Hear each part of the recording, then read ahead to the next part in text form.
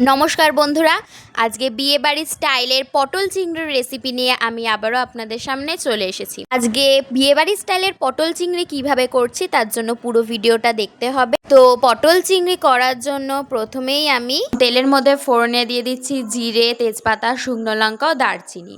তারপর দিয়ে দিচ্ছি পেঁয়াজ কুচি ও টমেটো কুচি দিয়ে এবার পেঁয়াজটাকে আমি হালকা করে ভেজে নিচ্ছি। পেঁয়াজটা ভাজা ভাজা হয়ে গেলে ওর মধ্যে দিয়ে দিচ্ছি জিরে আদা বাটা, রসুন ও পেঁয়াজ বাটা, আর দিয়ে দিচ্ছি লঙ্কার গুঁড়ো।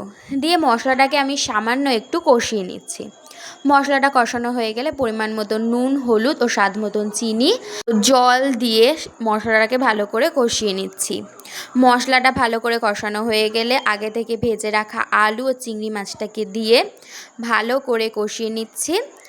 এটাকে ভালো করে কষানো হয়ে গেলে আগে থেকে ভেজে রাখা পটলটাকে দিয়ে আবারও ভালো করে কষিয়ে নিয়ে এর মধ্যে দিয়ে দিচ্ছি পরিমাণ মতন জল দিয়ে নেড়েচেড়ে আমি কিছুক্ষণ রেখে দেবো যাতে ঝোলটা ফুটে যায়।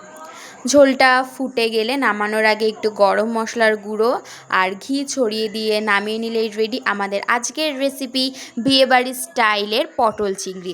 আমাদের রেসিপিটা কেমন লাগলো অবশ্যই কমেন্ট করে জানাবেন। ভালো লাগলে লাইক করবেন, শেয়ার করবেন ও আমাদের চ্যানেলে নতুন হয়ে থাকলে অবশ্যই সাবস্ক্রাইব করবেন। ধন্যবাদ।